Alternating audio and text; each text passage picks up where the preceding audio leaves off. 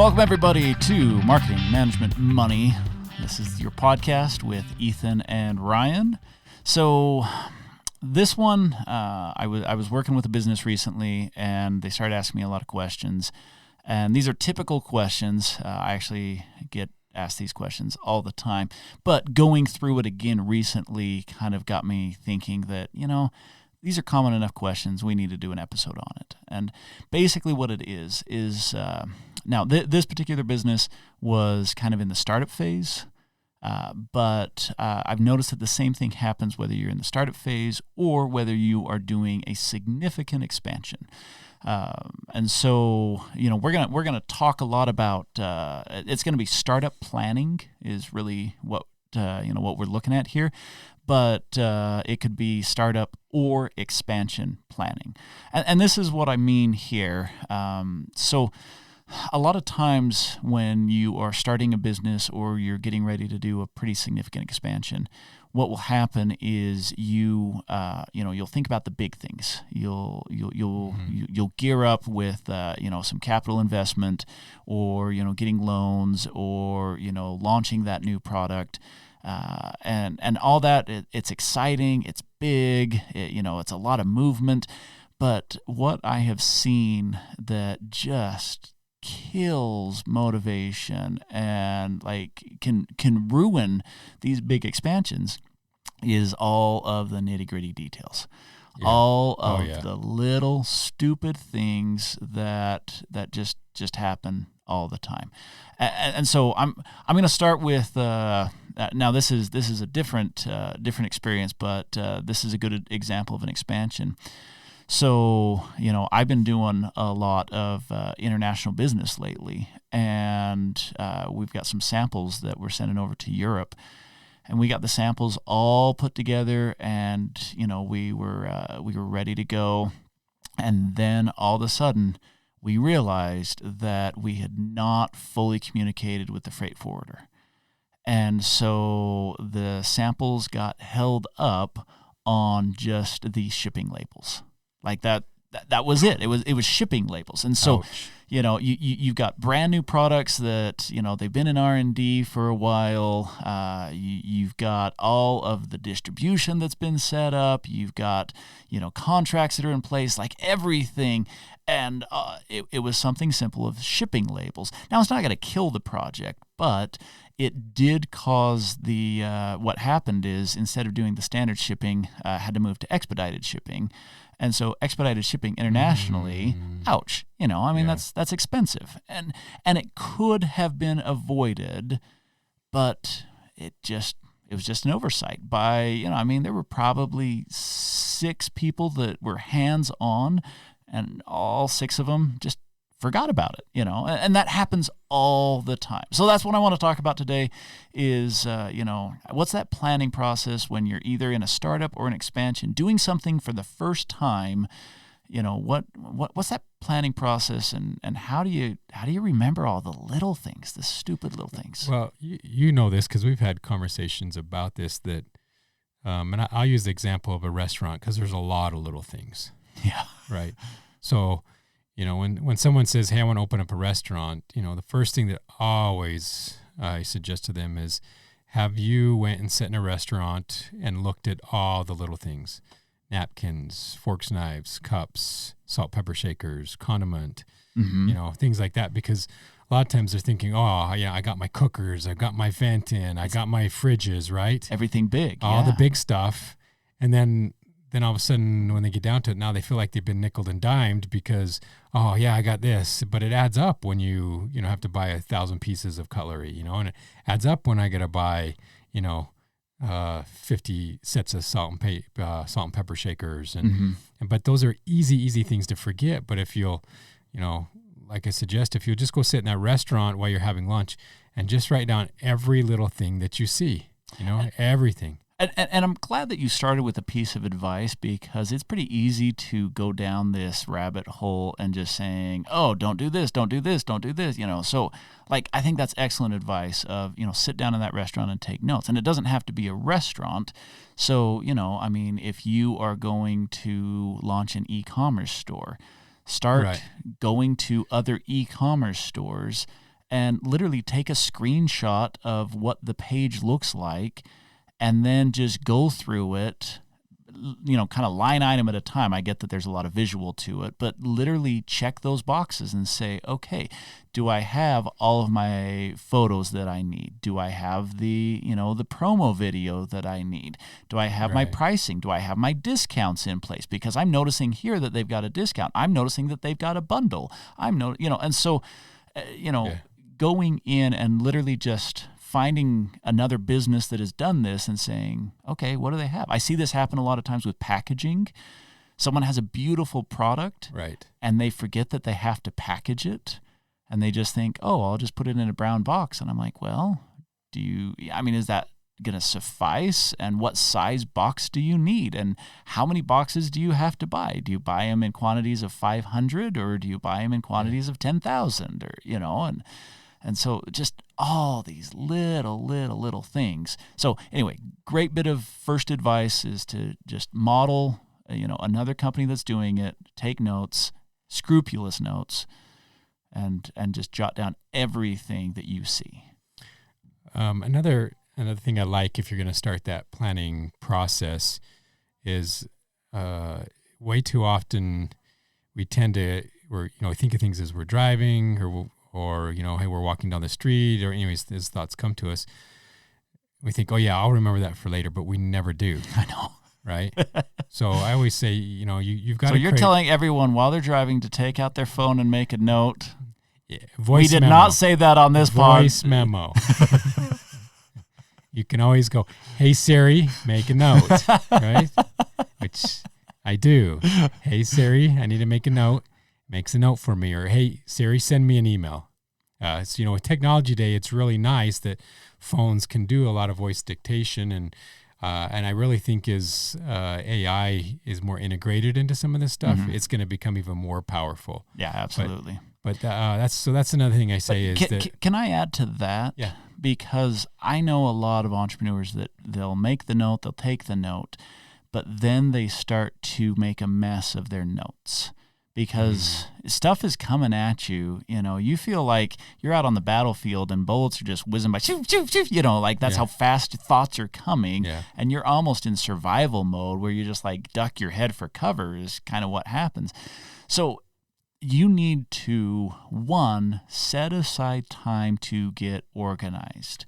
True. If you are in any sort of startup or expansion, you need to give yourself, whether that's 30 minutes a day or a couple hours, the end of the week, whatever it is, and that is your time to take all of those text messages, because you're like, oh, I'll remember it because it's a text. Oh, but was this one a text or an email? Or wait a second, maybe they reached out to me on social media, or just clean up all that stuff, put it into one place. Put your checklists in place, cross things off the checklist, keep things updated.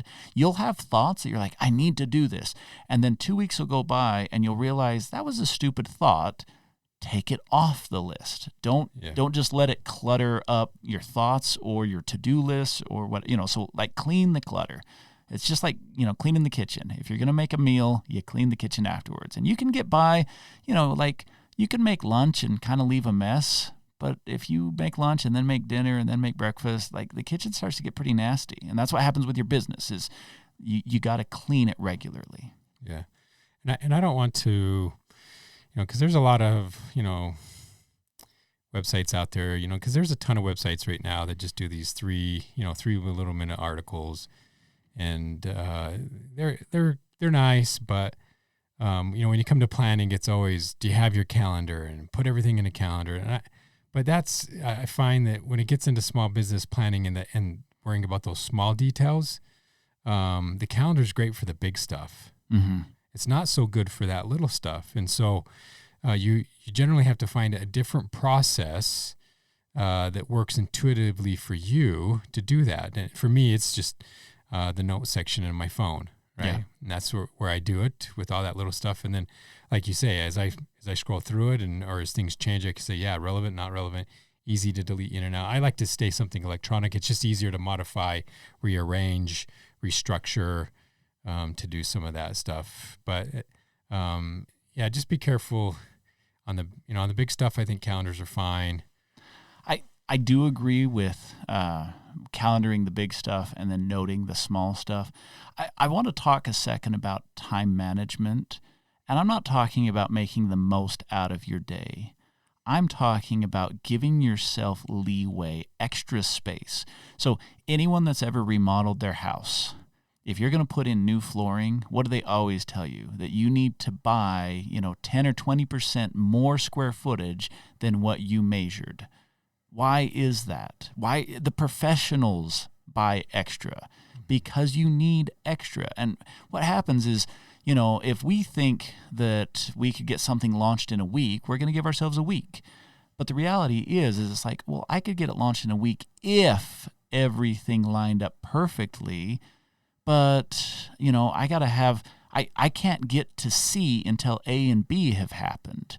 And if I get held up on B because I'm waiting on someone else, so ever since the supply chains really got messed up post-COVID, everyone's still going on these assumptions that, oh yeah, I can get 2-day delivery on everything. I'm like, no, there's a lot of stuff that's delayed. Yeah. And you just got to give yourself some extra time. And so if you're looking to launch a big project and you think it's going to take you, 3 months, I would double it. And that's at minimum. And I'm talking for just pretty much anyone, like if you are, if you are doing any sort of project, just give yourself plenty of extra time. And so, going back to your idea of calendar the big things, I wouldn't say like, okay, this is happening on October 12th. Boom. Say, okay, this is going to happen in October. Give yourself a full month to get that done. Give yourself plenty of cushion. What happens if you get it done sooner? Bump your dates up. It doesn't hurt you to bump your dates up, but it does hurt you to have to kick your dates out if you've already made promises to people. Yeah. Along that same lines with the time, I find that in large construction projects, they always build in contingency funding. Oh, yeah. But we never do that when we start a small business. I never say, I need to have 20% contingency for those unexpected things that come up. Mm-hmm. And so I've budgeted everything out to the dime, something changes, now I'm in trouble. And so the same principle that they use in large construction projects where they have a 15 to 20% contingency and funding that's set aside for the unexpected is a really good practice to also have when you do a startup. It's a little bit tricky when you're working with loans and other things like that, but it can be done. And you'll find that now when those little things start to creep up, you're not so stressed about it because, wait a minute, where do I have to adjust my budget to do this? Okay, great. That can fall into that contingency category. We'll have to watch that section so it doesn't get out of control. But now it takes a lot of the stress off of the financial side of those little things. So okay, this just happened to me. I'm working with this business. They've got a new product that they're getting ready to launch. And I was talking to them, they came to me and they said, can I get some help on launching this product? And I'm like, sure, yeah, happy to do this. And so we started looking at it. I'm like, what exactly are you looking to do? And they're like, well, we are going to manufacture the product. It's just kind of a small product. And so, they looked at it and they're like, we can buy some equipment and we can actually do the manufacturing on it. I'm like, okay, what's your equipment cost going to be? And they're like, we can actually keep them pretty low, so our break evens are going to be low. And I'm thinking to myself, this is good. You're thinking through the process. And so you're just trying to hit a break even. And so, I asked them, I'm like, what are your break evens? By the time you purchase your equipment, how many of these products do you have to sell to, break even? And they said, well, we've got it estimated at 90. We're going to round it up to an even 100 just so that, so that we've got that cushion that they're putting in there. And I'm like, okay, this is perfect. You guys are thinking through this process. Then I asked the question, I'm like, how are you going to sell 100 units? And they're like, 100 units easy, because that's not very many units. And I'm like, no. How? Like, I want to know the sales plan here. And so they said, well, we're going to start with our networks, people that we know. And that's where most businesses start, kind of that friends and family. And so I asked him, I said, realistically, between you and the owners, how many products are you going to sell to friends and family? Does every single one of your friends want one of these? How big is your family? They're like, well, no, we're going to go after friends and family that still fit in our target market. I'm like, so realistically, how many of these are you going to sell? They thought about it a second. They're like, 10, maybe 20. Like, okay, that leaves 80 to 90 units that you still need to sell to complete strangers. And so I asked him, I'm like, what's your marketing budget? And that's where they hadn't thought about that. So when you're talking about contingency funding right now, so I'm saying you've got 80 to 90 units that aren't going to sell themselves and, don't go to word of mouth. I'm like, if you only sell 10 or 20 units, how many word of mouth units are you going to sell from that? 2 or 3? Nowhere close to 80 or 90. And so you've got to have a marketing budget to push another 80 or 90. So they thought about that, and they actually went back to the drawing board and realized that they were significantly underfunded because the equipment purchase was not the major purchase. It was the selling cost that was going to be the big cost. And so, kind of an interesting example, and where they are today is they're actually going through and putting together a sales strategy. So I'll be curious to see, where that comes out and what that looks like. Again, good planning. I'm glad that they planned it before they actually, I've seen so many people, they'll buy equipment. When you were talking about restaurants, I had this business that I was working with years ago. They literally went out and bought all of their furniture. And that was the first thing that they did, is they went and bought a bunch of tables and chairs, and they never actually ended up launching the restaurant because there were so many problems. And so literally in their garage was restaurant furniture. And I've had worse where they've actually put down, in 2 cases, they actually leased buildings before they had building permits, planning and zoning, because they're so confident that it's going to work. But they just jumped way too far ahead in that planning, and it came back to bite them. In the one case, it actually didn't even work out. The other one it did, but it took about a year longer. But now they were, paying for a whole year's worth of a lease that didn't need to happen. Yeah. So my bit of advice, because we're trying to interject some advice in here as to how to do that. And I guess I should clarify, the reason I'm using the term advice is to say, because it's a startup, because it's an expansion, it is going to be unique, and it's impossible for anyone to say, okay, if you do A, B, and C, it's going to work. And so, I'm looking at this from the viewpoint of advice and saying, okay, when you're doing a big expansion, but the advice is map the whole thing out before you spend any money. Just put it all on paper. You can put it in a spreadsheet. You can, there's some really cool softwares out there that you can, they have the arrows that point to all the little boxes. Yeah. I don't really care what you do, but don't skip that step. Don't skip the step of mapping out the whole thing before you jump into this, because everyone's like, oh, we'll just, we'll fill in the details later. And I'm like, the details are what kill you. Yeah, especially the small details. It's funny because rarely does anyone ever say, hey, look, I'm going to go on a vacation to, I don't know, let's pick Disneyland. Yeah. And say, all right, we're leaving tomorrow, right? You've done some stuff in advance. We know about how much gas we're going to have to use. We've booked our hotels. We kind of decide whether we're going to eat in the park or whether we need to find a grocery store when we get down there. I mean, we look at all of that stuff before on vacations, those little details. We're really good at it. It's just funny though that when it comes to business, it doesn't. We don't do that. And I don't know why. I think this Disneyland example is a great example because you don't buy the tickets and then ask people what dates they're available. Yeah. everyone has sat down. Okay, when are you guys available? When can we do this? And you always price out plane tickets, hotels, park tickets. You've got an idea of what it's going to cost. And when you're on the phone talking to your friend or your family trying to get them to come, you're saying, okay, we're going to do a trip to Disneyland. We've got it estimated that you're going to need $1,500 a person. So a family of 4, this is a $6,000 trip. Are you in? Yeah. Before you've ever bought, you don't call them and say, hey, I bought your tickets. Now let's decide if we want to do it. But in business, they do, to your point. But at the same point, see, this is what I love about the Disneyland trip is we never build in, or we rarely, okay? I find that most people won't build in the fact that what happens if I blow a tire on the way down? Yeah. Right? Okay. Do I need a budget? I better budget a little bit extra money because if I blow a tire, I'm going to have it fixed. But we don't, right?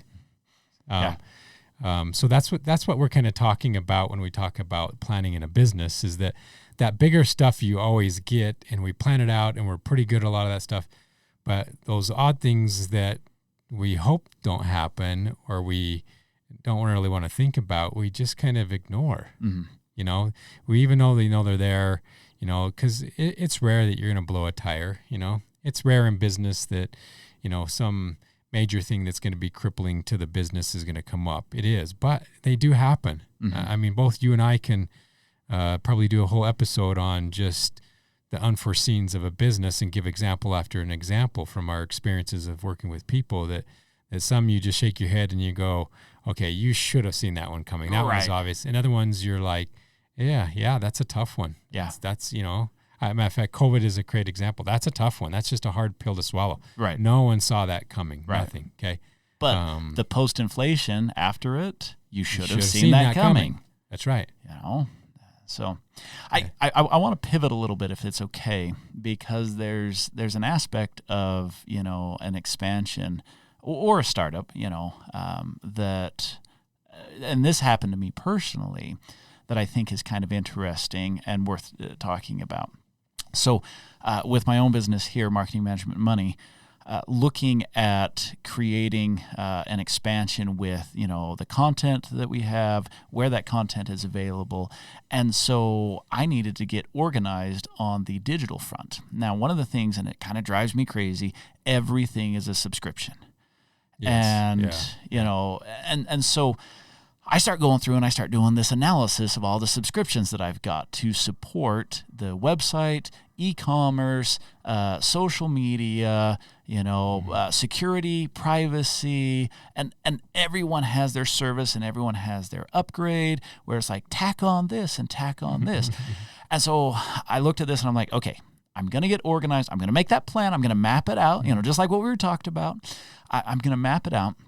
And I started getting so sucked into all of these subscriptions. And the thing, I started looking and I'm like, okay, when does this subscription expire? Do I want to do a 1 year on this or a 5 year? It's cheaper if I do 5 years. And, right. And so, and then my mind starts going to, okay, do I want to, favor cash flow or do I want to favor profitability? Because, if I'm trying to preserve cash, then I pay less up front. But if I want to take those discounts, that's going to be better for profitability. And I'm doing all this analysis. And then it finally dawned on me when I'm honestly, it's that analysis paralysis. I'm getting paralyzed by so much analysis. And I stopped for a second and I looked at it and I realized that I was spending time calculating like $20.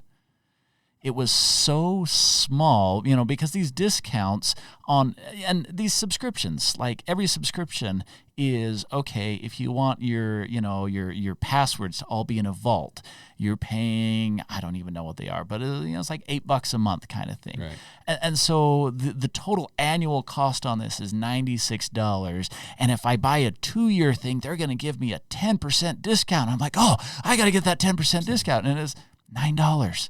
Yeah. And so I'm doing this huge analysis, and then it started dawning on me that I need to focus on my business and not get sucked into all of the little nuances and having to make that perfect decision. And I guess that's kind of what I'm getting at here is in this planning process. We kicked off the episode with talking about sitting down in a restaurant and, taking all of these notes about every little thing that you can see. Don't get stuck into the trap of, like sitting in that restaurant and saying, I can't leave because I might miss something. You will miss something. You will make a mistake. That's not the point. The point is to try and omit as many mistakes as possible, but still move forward. And so if you've got that list, if you got that to-do list, just move forward. If you've made a calendar, move forward. Like, keep the forward momentum. Don't get stalled out with stupid little decisions. Yeah. Great advice. I guess probably maybe one of my last thoughts on the planning process is I always like to have a sounding person or a sounding board. Yeah. And sometimes it's even, someone that I know where I say, hey, sit in the room. I just need to talk out loud about this problem. And I don't want to look crazy, because as I talk out loud, I hear it differently. Yeah. And I'll find that as I'm talking it out loud and I'm listening to myself talking out loud, I connect some of the dots. But I'm amazed that 9 times out of 10, they'll make one comment that just now puts it all together. Mm-hmm. So I really like in the planning process, as I'm thinking through stuff, to have a person or persons that I can just bounce some of that stuff off of. Not that I really am reaching out to them solely as a mentor, if you know what I mean, as much as you talk through things, you hear it different, and you're able to fill in gaps that you either missed or didn't know how to fill in. Well, and with that, when you mentioned not necessarily as a mentor, I find it very beneficial to talk to people who know nothing about the business, True. who don't have any experience. Great. That's great advice. That's better than what I just said, actually. And so that doesn't give you a green light to avoid people who have expertise. Ideally, you want to talk to both, but it is, because you're biased, that's the point I love that you bring out, is that you're biased, and so you filled in blanks that you didn't even realize you filled in, or that shouldn't have been filled in, or that completely wrong because of how you think. And then someone who knows nothing all of a sudden asks a few questions, and you're like, don't you get it? Obviously not, and then you have to rethink that, and the plan, you adjust your plans accordingly. Yeah, that's a great advice. Yeah. And so if someone who knows nothing about it, if they're understanding it, it means that you haven't skipped steps. It means that you've filled in all of those gaps, and it means that you've simplified it to a level that the average person can manage. As soon as you said that, I loved it, and it just reminded me that I tell people, if you write a business plan, take it to a 6th grader and see if they can understand it.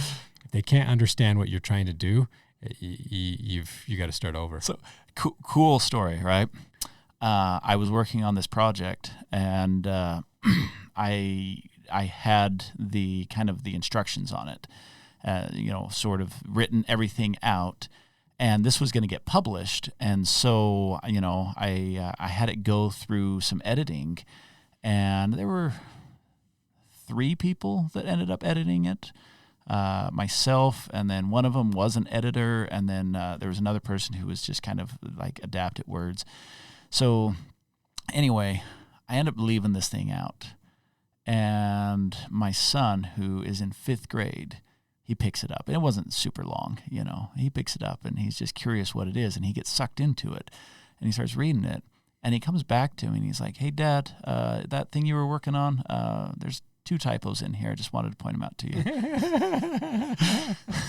I'm like, you're a rock star, It was just, and it had gone through 3 editors, and here you had literally a 5th grader that, that just picked something up on it, and when I pointed it out to one of the people that edited, there's like, oh yeah, I missed that one.